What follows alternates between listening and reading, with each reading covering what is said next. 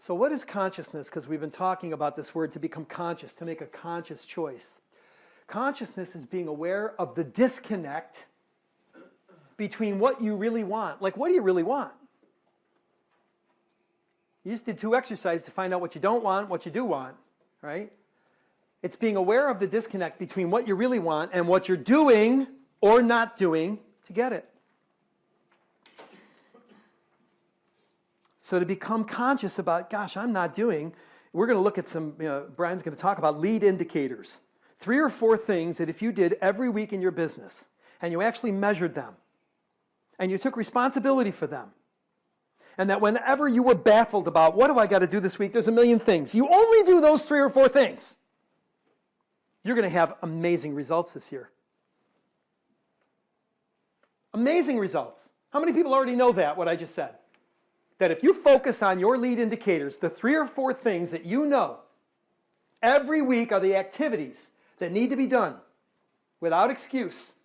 And when you get confused, like, oh, this week, Steve, you don't understand, I got so many things pulling at me. I got basketball, and I'm coaching my son's soccer team, and and we just say, what are the 3 or 4 things you got to do, the 3 or 4 activities that you know if you do, you're going to win the game. And you do those 3 or 4 things, you're going to get your year of results. So consciousness is being aware. It's not just being aware, it's owning it. I have a disconnect between what I want and what I'm doing. It's being aware of the disconnect between what you really want and what you're doing or not doing to get it. Thoughts, comments, questions about this? How often do you check in on this? I personally check in on, I try to practice presence. Presence is a spiritual discipline where I'm owning each moment. In each moment, am I on track? Like right now I'm checking in, I'm on track for this moment. So you can actually check in when you're practicing presence. You know, am I in flow with what you all need? In this moment, the answer is yes. In a pragmatic way, on a weekly basis when it comes to goals. I'm looking at, did I do my lead indicators this week? And fortunately, I have an accountability relationship with Rayanne, and a lot of times, my ego's pissed at her, but my God self is grateful because she holds me accountable in a loving way. And Alicia does too. Like Alicia will come in and go, okay, we have to record a video today, Dad. And I'm like, dagnabbit blob! Because my mind is elsewhere. And I say, okay, so let's look. I have an hour. Let's do it in this space. So weekly I check in with my lead indicators. Moment to moment I'm checking in on my what I call true north. Am I in my God self in this moment? Am I in my higher self in this moment? Or am I in my lower self? Because I got to tell you, when you're in your lower self, how does it feel? How do you know? Fear, doubt, worry. Fear, doubt, worry. Does it feel good to be angry and walk around all day angry and pissed off? And honestly, does the world care? It's not that useful. Elliot.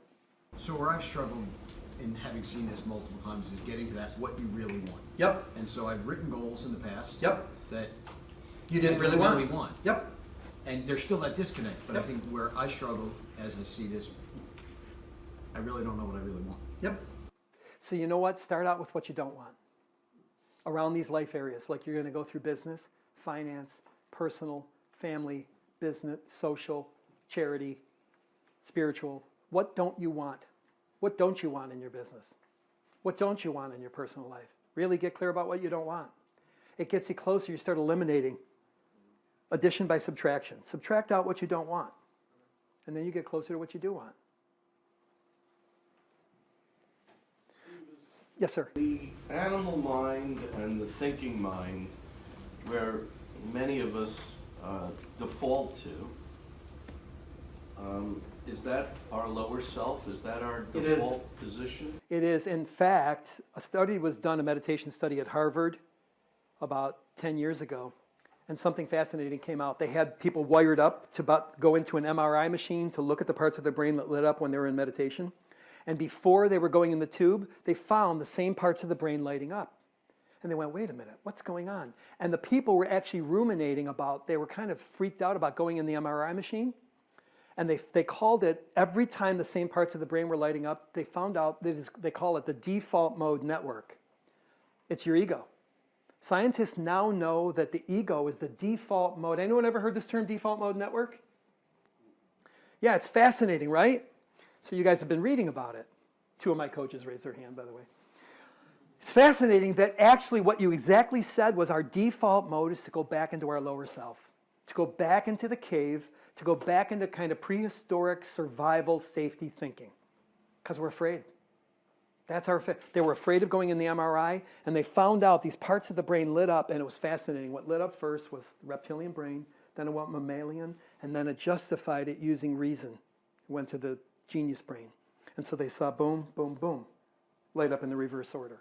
Really fascinating stuff. What Mike said is true. Ego's our default mode. It's actually called the default mode network. So this is why we practice hard easy. It's really why we practice. If we can just stop and say, what appears to be the hard thing? It's never the hard thing. It's actually the way out. It's really never the hard. It's just an appearance of the hard thing because you're transcending this ancient primordial default mode network, which says don't do that. That's why when we're setting goals, we're actually looking for a yes, yes, hell no, right? If it doesn't scare you at all, it's probably not a worthy goal. Isn't that crazy? But paradoxically makes sense, doesn't it? Great question. Anyone else? What I was talking about here?